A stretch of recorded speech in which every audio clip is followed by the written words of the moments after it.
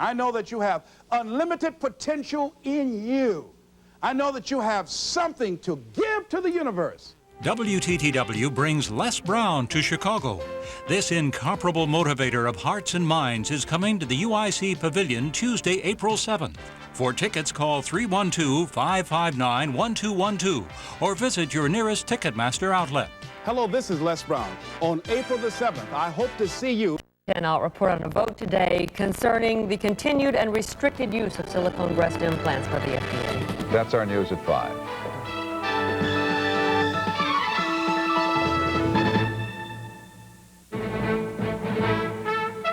From ABC, this is World News Tonight with Peter Jennings. Good evening. We begin tonight with the results of a debate that has engaged millions of American women and the medical profession. After months of confusion and a great deal of anger, a special panel of health professionals has finally recommended leaving silicone gel breast implants on the market, but with restrictions. The panel has been concentrating on whether their tendency to leak poses a real danger to women. First from Washington, ABC's Bettina Gregory. The vote was unanimous that silicone gel breast implants should go back on the market, but only for tightly controlled experimental use. We do not regard this product as safe in terms of its general availability, but we do feel that restricted access to it may be important for some populations. The panel said all women who want implants after surgery for cancer should be able to get them, as well as some women seeking to enlarge their breasts. But the panel felt that young women should not be encouraged to enlarge their breasts simply for cosmetic reasons. The augmentation patient, who is often young, is often at risk of reproductive-related conditions. The panel was unable to determine whether leaking silicone from implants causes diseases, as some reports have suggested. There is no concrete evidence of a cause and effect relationship. The panel called for more studies on that, but the members were clear on what a woman should do if her implant breaks. If it has been determined that the implant is ruptured, it must be removed. The panel could not say how long implants might last, but warned they should not be expected to last a lifetime. And they advised all those who have implants to see their doctor for regular checkups, especially if they have any problems. While these recommendations are not binding, the FDA usually follows the advice of its advisory panels and will announce its decision within 60 days. In the meantime, the temporary ban continues. Whatever decision is reached, all women who get silicone gel implants in the future will be required to register with the FDA and submit to follow-up examinations. Bettina Gregory, ABC News, Washington. A kind of long-term study recommended some time ago by our medical editor, Tim Johnson, who joins us here in New York this evening. Tim, is this going to dampen down all the furor about breast implants, do you think? I doubt it, Peter. I think those who wanted a total ban and those who wanted no restrictions are going to be disappointed. My own instinct is that when both sides are mad at the FDA is probably doing the right thing. I think women, or some women at least, are going to be confused. Where do they go now to get really trustworthy judgment on whether they should have them or not, or have them removed or not? Unfortunately, I think women are looking at both doctors, plastic surgeons in particular, and the companies that make these implants as partisans. And I think they're going to rely more and more on the due process of the FDA and the hearings we've been through and the final recommendations. And I think that's a good source of advice and a place they can trust. So as someone who's followed this fairly carefully, you're happy with what the FDA panel has been saying today? I think they should have done this 15 years ago. That is, required all women who have implants to be put in a registry, followed for their lifetime, to build up a good database so we can give women truly informed consent. Alternatives from someone who's grossly uninformed in this. What about saline implants? In general, they have not produced the same cosmetic result as silicone, but I suspect we will be seeing a wider use of saline now that there has been a restriction put on silicone. Okay, thanks, Tim. Tim Johnson, ABC's medical editor. In a moment, some of the other news. The economy, a fortunate 500 find jobs at a Chicago hotel. On the American agenda tonight, how the recession is threatening the nation's education goals. And finally, apologizing for a fall from grace. This is World News Tonight with Peter Jennings, brought to you by Infiniti.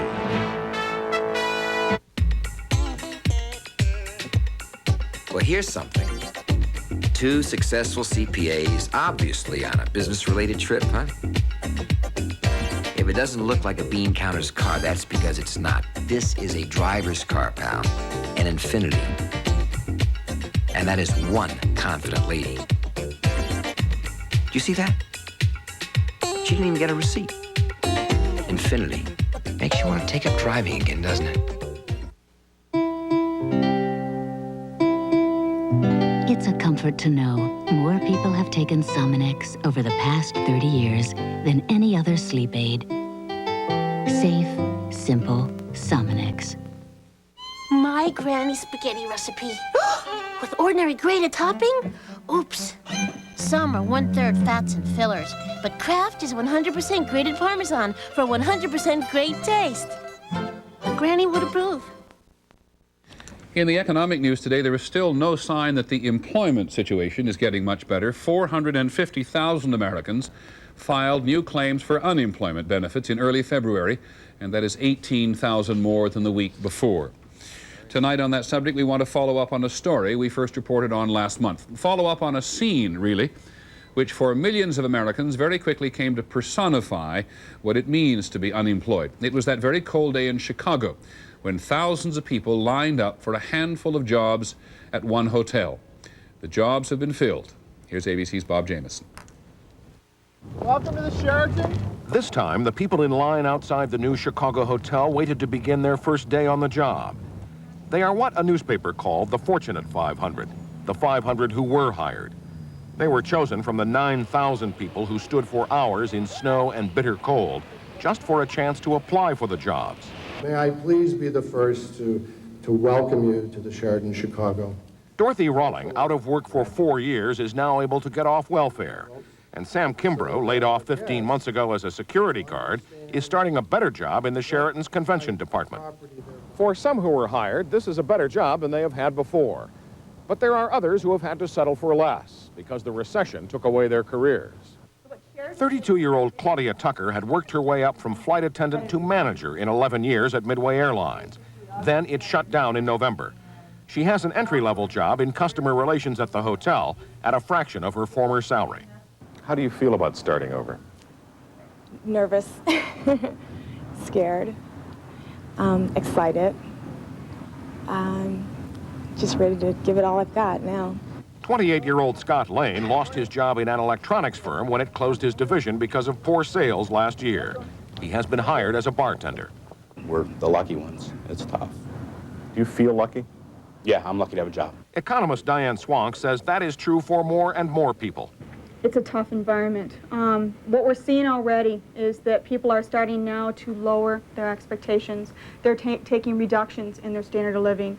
They're taking part-time employment instead of full-time employment. Aren't you proud that you have this role today? In from the cold, the Fortunate 500 have joined this week's training sessions with enthusiasm. But more than 8,000 people have been left outside. Bob Jamieson, ABC News, Chicago. For all its problems, 1991 overall was a good year for trade. The government says that record exports helped to narrow the U.S. trade deficit last year to just over $66 billion. It's large, but it's the smallest deficit in 8 years. The recession has hit home for President Bush. Literally, you've probably heard Mr. Bush list a suite at a hotel in Houston as his official residence for tax and voting purposes. The hotel, $3 million in debt, has filed for bankruptcy. There was a strong rally on Wall Street today. The Dow Jones Industrials gained more than 50 points to yet another high of 3280, and the trading was heavy. And still on the economy, some indication that the Japanese investors in this country are becoming disenchanted with investing in American real estate. Case in point, the sale of the Pebble Beach Golf Resort in California 2 years ago to a Japanese businessman. There is word today the deal has gone sour, as apparently have many others. Here's ABC's Gary Shepard. Pebble Beach was considered a trophy property when Japanese developer Minoru Isutani paid $850 million to acquire it in 1990. After failing to win approval to sell private golf club memberships for $750,000 apiece, Isutani has now bailed out, taking a $350 million loss. Isutani is one of many Japanese investors who have been burned putting their money in America. In 1989, Mitsubishi paid $1.4 billion to buy controlling interest in New York's Rockefeller Center. That investment is now worth 1/3 less. A Japanese group paid $110 million for the Bel Air Hotel in Hollywood. Now it's worth less than half that amount. The Japanese own nearly half the major office buildings in downtown Los Angeles. Their value is down 25 to 30% since they bought them. They tended to buy properties at a point in time when they were at their highest value. And as a result, all the projections for values were very rosy. Nobody thought about the bubble bursting. A survey released today says new Japanese investment in American real estate plummeted to only $5 billion last year from $13 billion in 1990. The loss of the additional capital coming from the Japanese had a negative impact and contributed to the decline in commercial real estate values through most of the country. It's not just the Japanese who've been hurt by making investments here. Americans have also suffered losses. But with less Japanese demand, it may be years before real estate values return to their once lofty levels. Gary Shepard, ABC News, Los Angeles. In other news today, the woman Mike Tyson was convicted of raping says she was offered $1 million to take back her story before the trial began. In an interview with Barbara Walters, to be seen on 20/20 tomorrow night, Desiree Washington would not say who made the offer, but she also said that if Tyson had come to her before the trial and admitted that he was wrong and needed help, she would have dropped the charges. The sex researchers, Masters and Johnson, are getting a divorce after 21 years of marriage. He's 76, she's 67. They say they have different goals for the balance of their lives, but they'll still work together and remain great friends. We'll be back in a moment.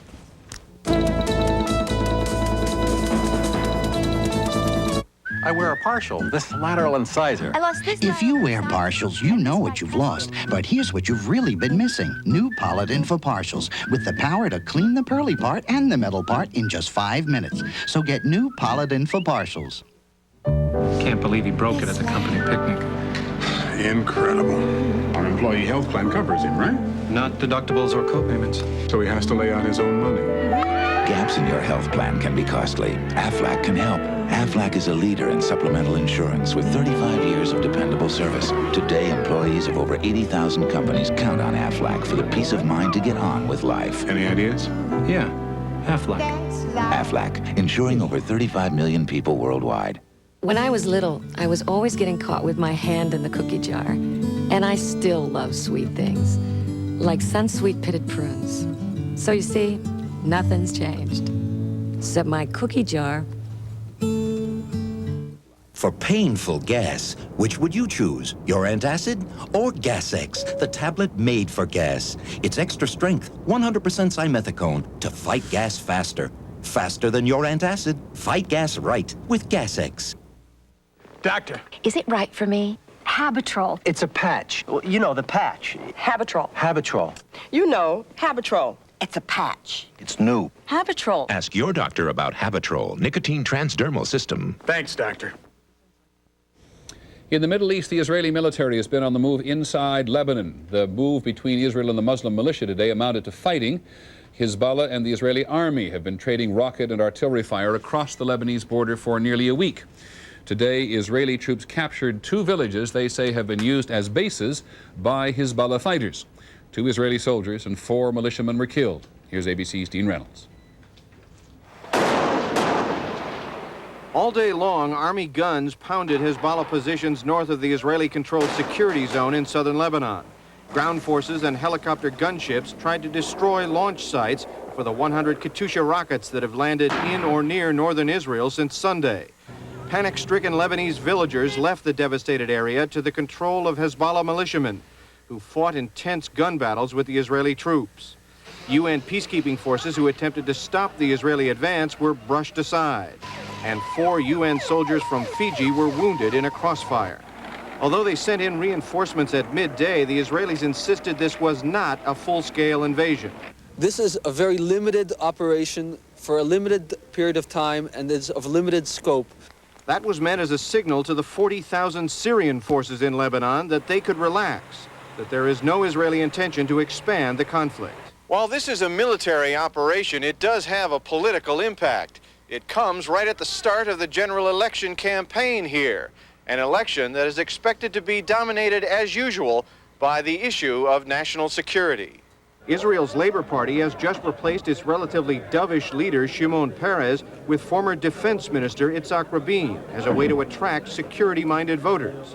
Rabin will face Prime Minister Itzhak Shamir, who tonight is being renominated by his Likud party, and who can use today's raid into Lebanon as proof that he will be aggressive in pursuing the nation's enemies. Dean Reynolds, ABC News in northern Israel. News related to the Middle East from the American Arab Anti-Discrimination Committee today, a report that hate crimes against Arab Americans, from physical violence to threatening phone calls, went up dramatically in 1991. The organization attributes it to anger over the Gulf War. And a survey by the Anti-Defamation League of the B'nai B'rith finds a similar rise in attacks against Jews, which it also attributes to the war in the Gulf. Overseas again in South Africa, what may turn out to be a very serious setback in the process of ending the system of racial segregation.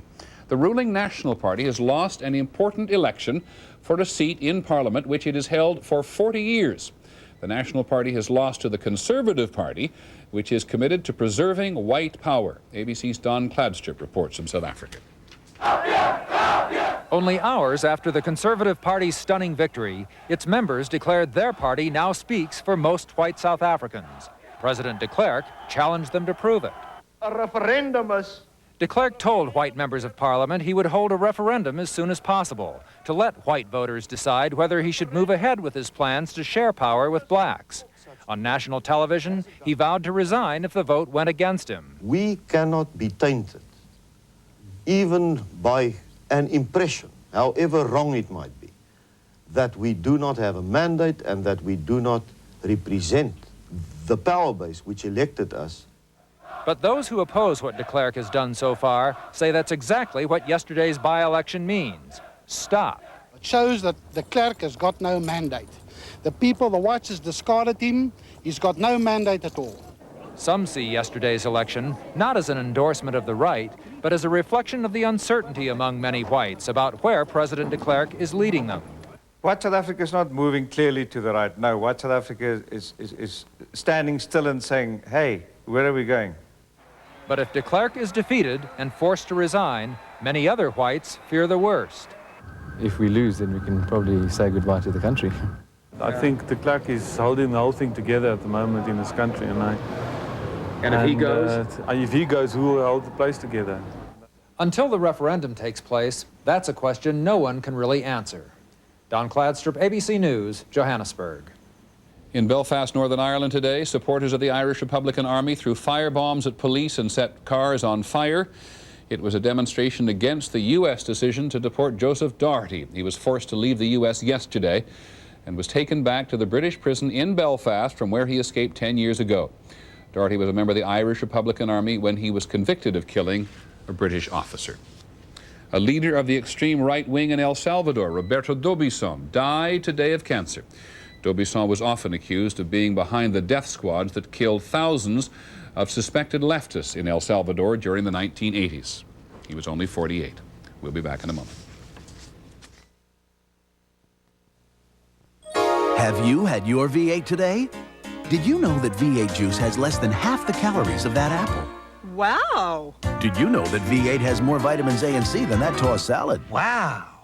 And did you know that V8 is 100% vegetable juice, so it has no fat, unlike that low-fat yogurt? Wow. So how do you feel now that you know these things? Wow, I gotta have a V8. V8 is a nutritious blend of 8 vegetable juices that taste terrific. Have you had your V8 today? I just can't stand this anymore. How am I supposed to fall asleep with this pain? I could take one of those nighttime pain relievers with a sleep ingredient. But all I really need is Advil to help stop the pain that's keeping me up. Just Advil. That's all I want. Without the extra sleep ingredient I don't want. Advil is so effective, it relieves the pain, so I can get to sleep. Discover the relief of Advil at bedtime. Advil, advanced medicine for pain. Would you buy a John Deere lawn tractor if you could pick one up for the same price as some other mowers? Sure. Now you can get a 12.5 horse John Deere for under $2,000 while supplies last. Every time it rains, the Discover card pays a cashback bonus on every penny you charge. pennies from heaven. it pays to discover. If one word were to characterize the all-new Toyota Camry, it's change, starting with a more powerful 185 horsepower V6. We've also changed the suspension for improved stability and more responsive handling. And we even changed something called the camber angle on our front wheels for greater control, because we're not the only ones making changes. The all-new 1992 Toyota Camry. We just couldn't leave well enough alone. We've put the recession on the American agenda tonight, what it looks like from the classroom. 2 years ago, the president and the nation's governors came up with a plan designed to make the American education system the best in the world before long. No one planned on the recession. Our agenda reporter is Bill Blakemore. In New York, way too many kids crowded into an aging school building. In California, not enough English teachers for thousands of new students. Where are you? Where are you? In rural Virginia, no gym except the stage in an auditorium doubling as a lunchroom. These are the kinds of problems that already existed before the recession. The recession has only made them worse. Take the case of Virginia. Poor counties here, as in many other states, have never had school funding equal to wealthier counties. In Charlotte County, they're now jamming 35 kids into some classrooms which had 25 3 years ago, because there's no money for more teachers, nor to build the new schools they need. No school clinics or nurses, only a cot in the corner near the school secretary. No phys ed teacher for that gym on a stage, just a part-time aide. Let's put up the diagram and get out your spelling book. They need new textbooks, new wiring in the halls. I'd hate to think that things are going to get any rougher. We do not have a school psychologist. I do not have a full-time guidance counselor. We don't have a music room. We don't have the music teachers and art teachers. The little music they do have in these rooms without pianos is led by local volunteers, but it's only a stopgap. Charlotte Superintendent Paul Stapleton has dreams and plans for new schools, more computers, more exciting learning programs. You'd like to work toward that. But the recession just means, well, that definitely goes farther back on the back burner. You have to just keep pushing that back. You just need enough glue for the glitter to stick, but don't put a whole bunch of it, okay? The recession has only increased Charlotte County's need. There's 1, 2, 3, 4, 5 members in your family? But even in wealthier counties like Chesterfield, which does have school clinics and health aides, big gyms with full-time gym teachers in new school buildings, there has been serious belt-tightening.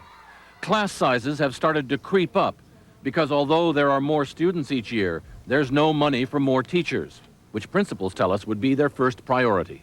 And get those class sizes down to a level to which the teachers can spend more time individually with children. Chesterfield has worked hard to save money. They cut 9,000 school bus stops. Kids have to walk a little further. They've delayed building a school planned for this site and made do for another year with temporary trailer units. But the recession is also threatening the kind of reforms that can make a difference. We're going to gather our data. Like this new middle school program in which all the teachers collaborate to help their students learn better. It may be cut if the recession does not end. Several things have all... The recession has had one advantage. It has helped cut down some top-heavy bureaucracy. Virginia's central office, which administers all these schools, was trimmed by 1/5, 140 positions, saving $7 million. Virginia's Secretary of Education, James Dyke. I think in some cases, concern about the budget gave us the leverage to get some things done that perhaps could not have been done in a more prosperous time. It's probably not a bad idea to go through a reordering of priorities, which is what we had to do internally, to see how we were spending the money, how we could spend it more effectively and more efficiently. The good news is that Americans are now so concerned with the need to improve the schools that even under the pressure of the recession, budget planners have tried to make schools the last place they cut. How many 6s are in 18? But the belt tightening has now been done and is beginning to get painful, threatening America's schools and dreams for reform with serious damage. We all want a better system. We'd like to be on top of the world by 2000, but the thing of it is we need some money to implement programs so we can be there. What's the picture of? The recession may have helped educators appreciate what they really need. What they need now is for the recession to end. Bill Blakemore, ABC News, Charlotte County, Virginia. today's American Agenda. When we come back, the apology.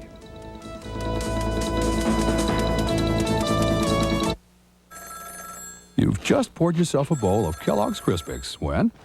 Hello? Mom, what a surprise. Well, actually, my cereal's sitting in milk. When will you get back to your Kellogg's Crispix? It's anybody's guess. Uh-huh. But they wouldn't give your money back? Fortunately, Kellogg's Crispix stays crisp and delicious in milk. I'm sure Aunt Helen didn't mean it that way. Even if you can't get to it right away. Uh-huh. Still crispy.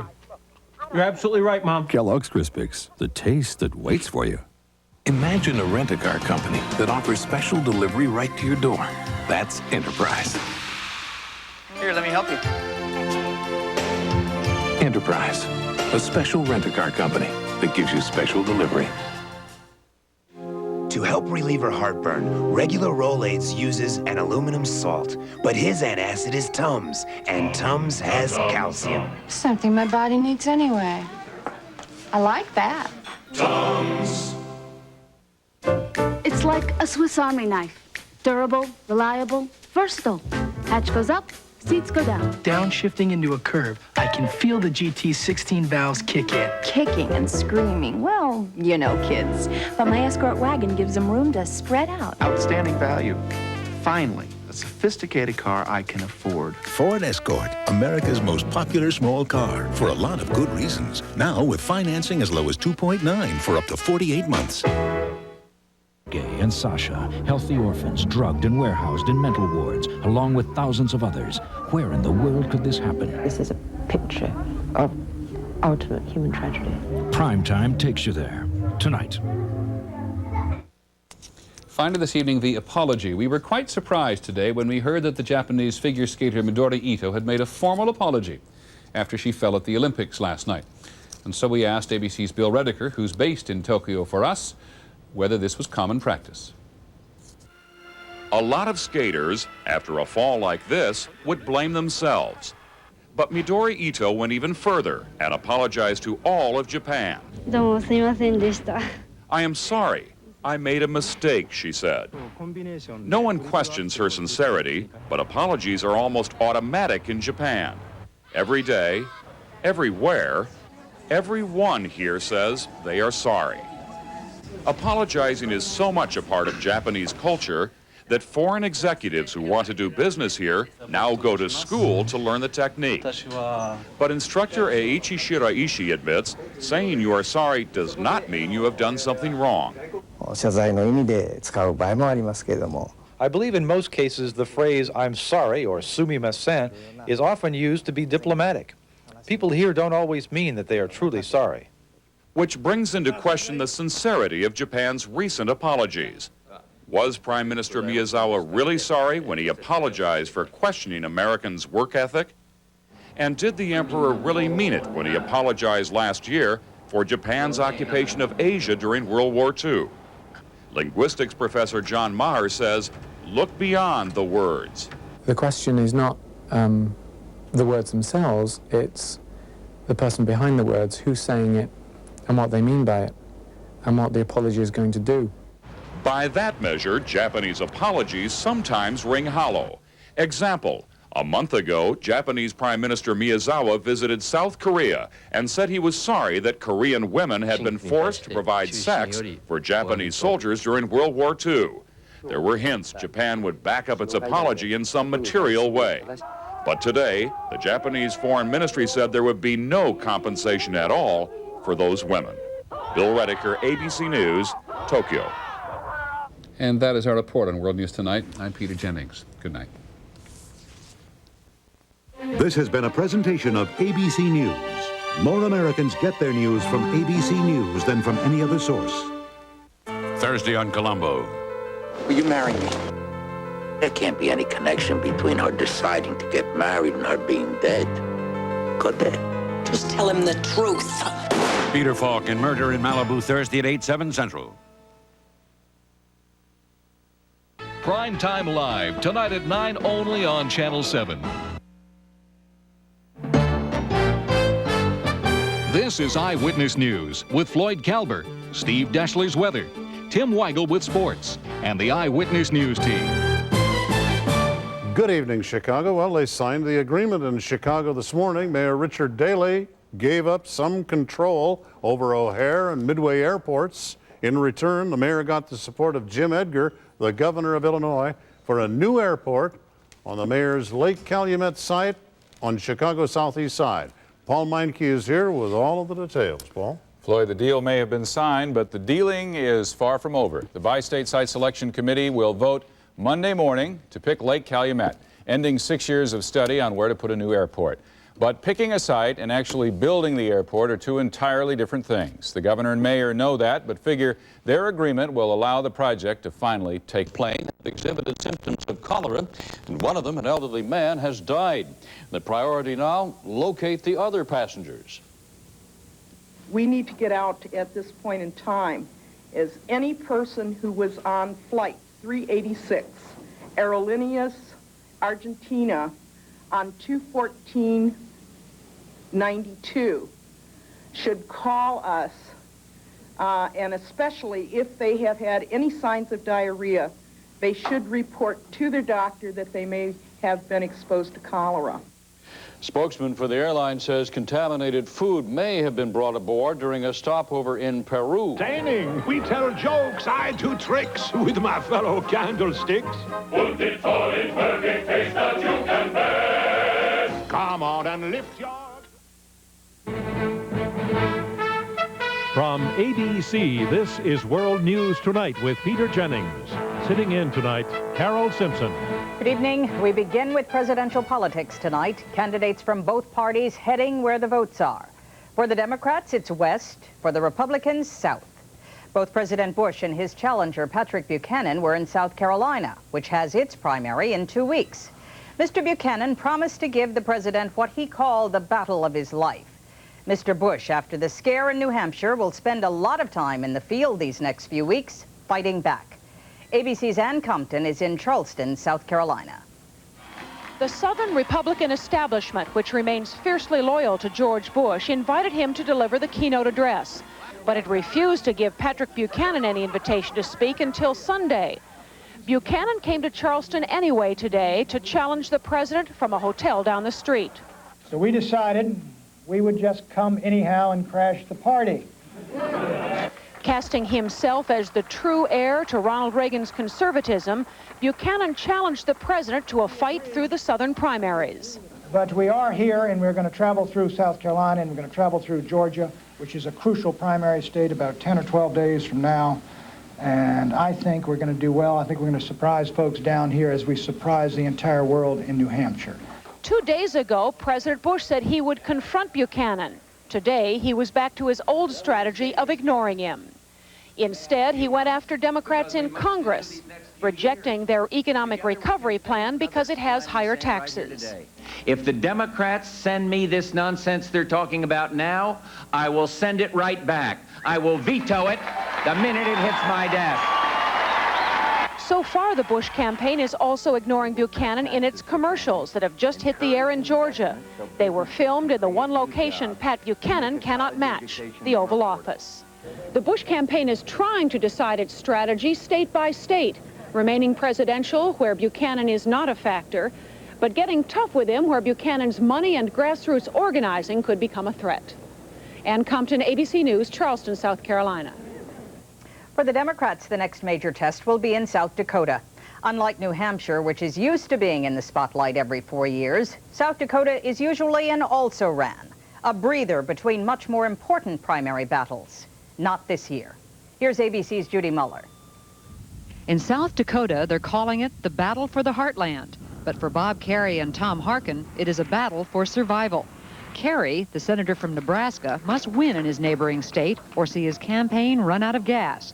Kerrey was a distant third in New Hampshire. He is the front runner here. On next Tuesday, I need a lift. Finishing third is not good enough. A victory for the Vietnam War hero would bring in the money he desperately needs to carry his campaign south. Welcome home. Thanks a lot. Welcome home to you. Iowa Senator Tom Harkin is also a neighbor and, like Kerrey, needs a win here to keep his candidacy alive. But some Democrats think that Harkin is having a tough time convincing voters he can win in November. Why get on a bandwagon if it's not headed for victory? And if that's the perception with regard to the Harkin campaign, he will not get the votes. Bill Clinton's bandwagon is well funded and will continue to roll no matter what happens in South Dakota. But after New Hampshire, he sees an opportunity to pull an upset here.